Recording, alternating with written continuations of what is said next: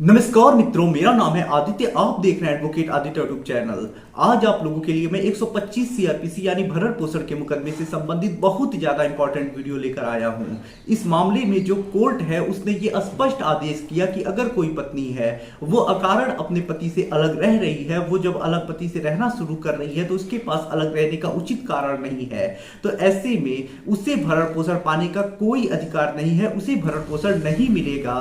साथ ही साथ कोर्ट यहाँ एक महत्वपूर्ण गाइडलाइन भी जारी करता है कि अगर मान के चलिए कोई पत्नी है वो अपने पति से अलग रह रही है तो वो अलग क्यों रह रही है, अलग रहने का क्या कारण है, ये चीज साबित करने का जो भार है वो पत्नी के ऊपर है।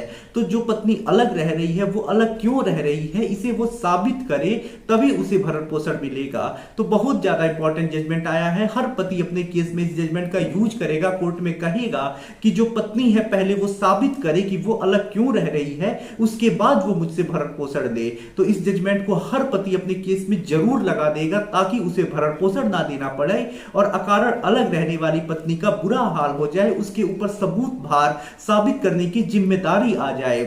तो इंपॉर्टेंट जजमेंट है, इंपॉर्टेंट गाइडलाइन है। पूरा वीडियो देखिएगा, बारीकी से समझिएगा चीजों को। वीडियो में आगे बढ़ने से पहले मैं आपसे कुछ महत्वपूर्ण जजमेंट और कुछ महत्वपूर्ण बातों के ऊपर चर्चा करना चाहता हूं।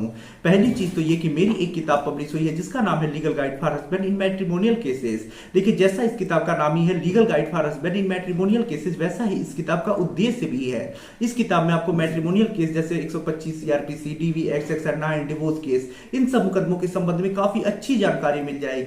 कैसे मुकदमा लड़ना है, कैसे बचाव करना है, कैसे क्रॉस केस दर्ज कराना है, कैसे प्रक्रिया चलेगी, कैसे आप डिवोर्स लेंगे, कैसे सेक्शन 9 जीतेंगे, सारी चीजें इस किताब के माध्यम से आप पढ़ के समझ सकती हैं। तो यदि आप मैट्रिमोनियल किताब खरीदना चाहते हैं तो आप इस किताब को बाई कर सकती हैं। किताब का जो मूल्य है वो 600 रुपए है, जिसमें 100 रुपए कोरियर चार्ज है। किताब को बाई करने के लिए व्हाट्सएप पर मैसेज करिएगा। अगली जो महत्वपूर्ण बात है वो ये है कि देखिए, हाई कोर्ट और सुप्रीम कोर्ट के जो मैट्रिमोनियल केसेस से संबंधित जजमेंट्स आते हैं काफी ज्यादा इंपॉर्टेंट होते हैं। अगर उन जजमेंट्स का यूज आप अपने केस में करती हैं तो आपको बहुत प्रकार के फायदे मिलते हैं। जैसे किसी जजमेंट में कोई पति के ऊपर 498 जो लगा है क्वैश हो गया है, वो डिस्चार्ज हो गया है, उसका 125 सीआरपीसी या डीवी एक्ट खारिज हुआ है, उसे भरण पोषण नहीं देना पड़ा है, तो ऐसे में आप भी चाहें तो उस जजमेंट का यूज अपने केस में कर सकते हैं, रूलिंग के तौर पे लगा सकते हैं। कोर्ट में कह सकते हैं कि इस मामले में ऐसा हुआ है तो मेरा भी मामला ऐसा है, मुझे भी ये रिलीफ मिला जाए, और वो रिलीफ जो है वो गारंटी के साथ आपको जल्दी से जल्दी दिया जाएगा। तो ऐसे में अगर मैट्रिमोनियल केसेस से संबंधित जजमेंट से आप अपडेट रहना चाहते हैं, एक ही स्थान पे बहुत सारे जजमेंट पढ़ना चाहते हैं, समझना चाहते हैं, तो हमारे ग्रुप से जुड़ जाइएगा। ग्रुप से जुड़ने का जो चार्ज है वो 500 रुपए लाइफ टाइम के लिए है। ग्रुप से जुड़ने के लिए व्हाट्सएप पर मैसेज करिएगा। अब आइए अपने महत्वपूर्ण जजमेंट के ऊपर हम आते हैं। तो देखिए, ये जो जजमेंट है वो छत्तीसगढ़ कोर्ट ने दिया है। तो छत्तीसगढ़ हाई कोर्ट के द्वारा दिया हुआ ये जजमेंट है, और ये जो जजमेंट है शिव कुमार वर्सेस संतोषी के केस में आया है। इस मामले में जो न्यायालय है वो स्पष्ट आदेश करता है कि जो पत्नी है अगर वो अलग रह रही है तो अलग क्यों रह रही है, इसे साबित करने का भार पत्नी के ऊपर है। साथ ही साथ अगर कोई पत्नी अकारण पति से अलग रह रही है तो उसे मेंटेनेंस नहीं दिया जाएगा। तो देखिए, मामले में होता कुछ ऐसा है कि जो पत्नी होती है 125 सीआरपीसी के तहत भरण पोषण प्राप्त करने के लिए मजिस्ट्रेट के वहां मुकदमा दायर करती है। जब यह मुकदमा चलता है तो उसमें आरोप लगाती है कि उसे मारा गया, पीटा गया, परेशान किया गया, दहेज मांगा गया। इस प्रकार की पत्नी जो होती है वो आरोप लगाती है। जब पत्नी ये आरोप लगा देती है, उसके बाद इन आरोपों के आधार पर मुकदमा चलता है, कोर्ट में ट्रायल चलता है। उसके पश्चात पति जो होता है कोर्ट में हाजिर होता है, बताता है कि कभी उसने ऐसा कुछ नहीं किया, जिरा होता है, जो कार्यवाहियां होती हैं, और अंत में जो पत्नी का मुकदमा होता है मजिस्ट्रेट साहब खारिज कर देती हैं और ये कहते हैं कि पत्नी अकारण अलग रह रही है तो उसे भरण पोषण नहीं दिया जाएगा। उसके पश्चात पत्नी अपील दायर करती है सेशन कोर्ट में। सेशन कोर्ट पत्नी की अपील को स्वीकार करता है और पति को आदेश करता है कि वो भरण पोषण दे। इसके पश्चात जो पति होता है वो हाई कोर्ट में अपील दायर करता है। पति की तरफ से हाई कोर्ट में तर्क रखा जाता है कि जब पत्नी उसके घर से चली गई तो इसके पश्चात उसने 98 सीआरपीसी में, हाई कोर्ट में बताता है कि 98 सीआरपीसी में जो मजिस्ट्रेट हैं एक, उनके वहां पर उसने आवेदन दायर किया।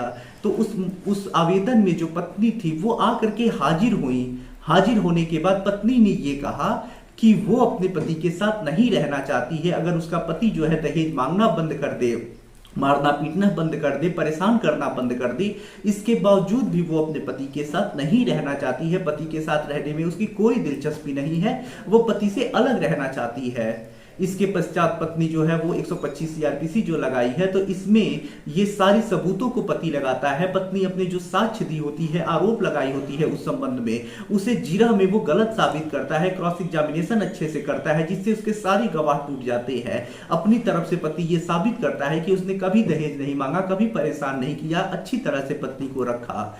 जब कोर्ट पूरे मामले को देखता है तो कोर्ट इसमें यही पाता है कि जो पत्नी आरोप लगा रही है वो सारे आरोप गलत साबित हो रहे हैं। तो इस वजह से ये माना जा सकता है कि पत्नी जो है वो अकारण पति से अलग रह रही है।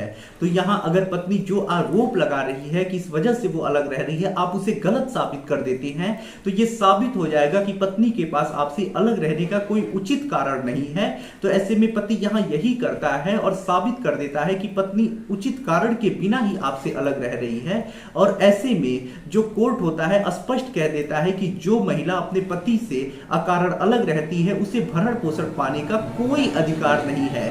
साथ ही साथ कोर्ट ये भी कहता है कि अगर कोई महिला अपने पति से अलग रह रही है तो अलग वो क्यों रह रही है, किस बात के लिए रह रही है, किस कारण से रह रही है, तो ये उचित कारण बताने की जो जिम्मेदारी है, जो सबूत भार है, वो पत्नी के ऊपर ही है।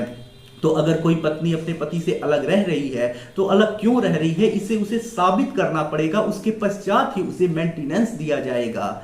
तो ऐसे में बहुत ज्यादा इंपॉर्टेंट जजमेंट आया है।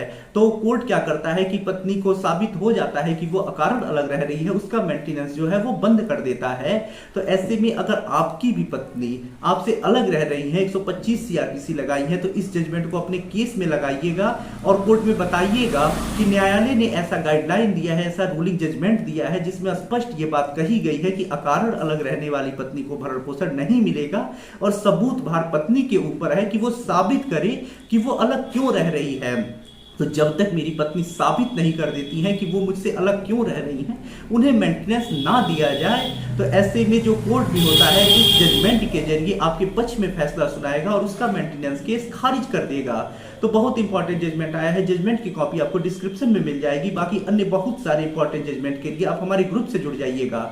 आशा कर रहा हूँ ये जजमेंट और जानकारी आपको काफी ज्यादा पसंद आई होगी।